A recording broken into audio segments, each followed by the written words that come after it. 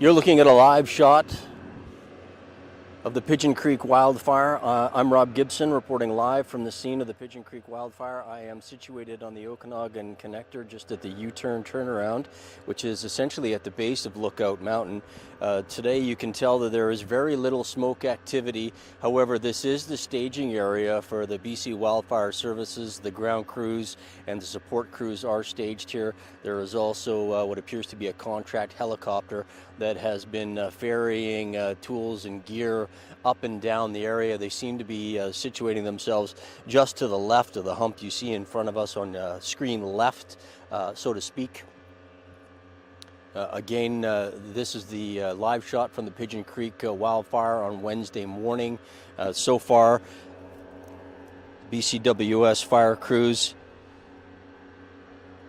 have been working on the ground crews. They added more ground support on Tuesday afternoon, boosting that number to 60 ground personnel. They hit this hard with skimmers all morning on Tuesday morning before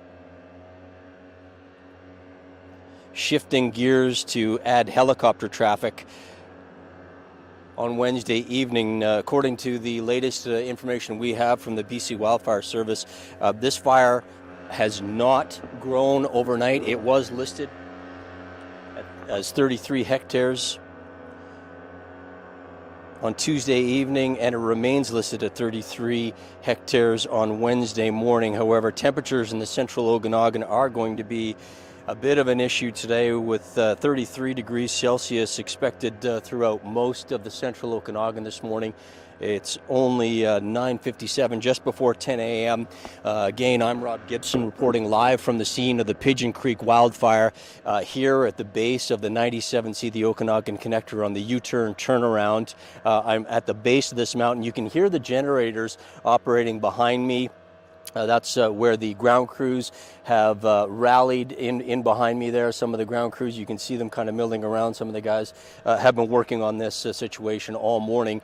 So far, we have not heard the objectives from BC Wildfire Service for the rest of the day. Typically, if there is any air support, they get going just about now, 10 a.m. So expect to see skimmers if they come off to the screen left, my right. Just over this mountain. They've been hitting this area from all sides with fire retardant, trying to build a break around the area over the last 2 days. Of course, this fire was discovered on Sunday night. Initially, it was reported at 1.15 hectares. It has since grown to 33 hectares in size. And of course, the heat and the winds and the temperatures here in the Okanagan, the early kind of dryness that we've gotten. Typically June, it can be a wetter month, and we have not experienced any rain. So the conditions here in the backcountry are tinder dry. Again, you can hear the sound of the generators and the work of the ground crews as they try to build a wet hose lay, as they call it, around the fire, and a fire break. So they'll take the fuel away from that fire to snuff it out. So far, this fire is described as a scorching, kind of smoldering fire. Very little smoke can be seen today so far.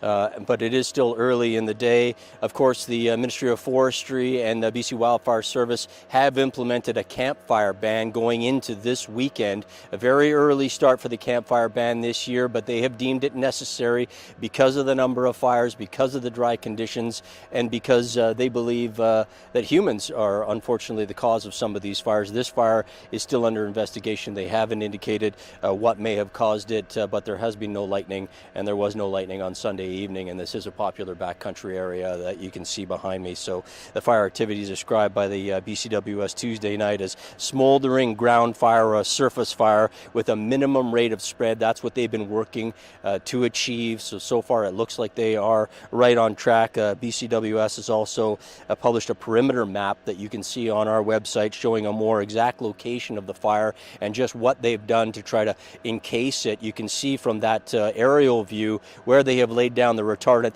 That's the red-looking areas. Some of that is the pines that have been scorched already. This fire has been working its way down this side of Lookout Mountain for the last couple of days. Fortunately, it has not progressed down to the Okanagan Connector at this point. As I mentioned, the BC Wildfire Service crews and some of their support crews are rallying behind me. Over on this side of the screen, you can't see it right now, but there is a private helicopter. They have been ferrying tools and equipment up and down since I arrived on the scene about an hour ago. They've gone up several times. So they are trying to build a fire break. They are getting materials and men up to where they need to go, and BC Wildfire Service indicates that they are trying to build that complete perimeter around the fire to stop it from spreading. Obviously, you can see from this area how steep the conditions are. Anybody who's been here to the lookout off the Okanagan Connector can tell you it's a sheer drop right in front of me, and then behind me it goes straight up. Difficult conditions, obviously, for the grounds crew, which is why they've been attacking it from the air. We haven't heard from BCWS this morning whether or not they will continue that trend, or if they feel that the fire has reached a point where they can hit it with the choppers as they were doing yesterday afternoon. They may in fact continue to do that today. They have 60 ground crew personnel on this blaze, so they are working to minimize or stop the spread of this blaze. Hopefully they'll be able to conclude that today, and that we'll know more of whether this fire is being held or under control, possibly by later on this afternoon.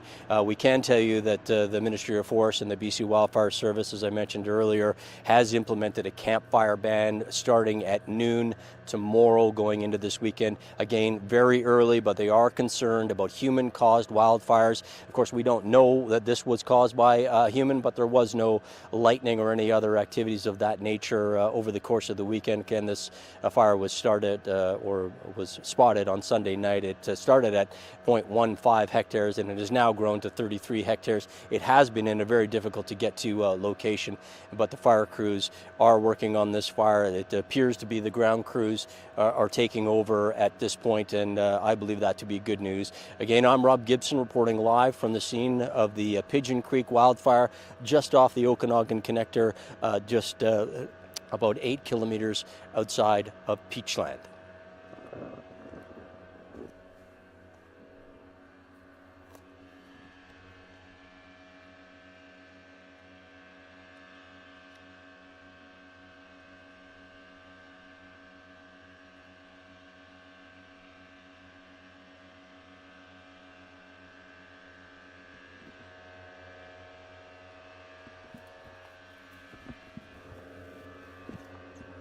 Just going to reposition the camera so that I can show you the helicopter across the other side of the highway and some of the ground crews over there. We're a bit low. I have to point the camera upwards in order to capture even just the smallest bit of smoke, so bear with me as I move the camera to show you exactly where the crews and the helicopter are situated at this time.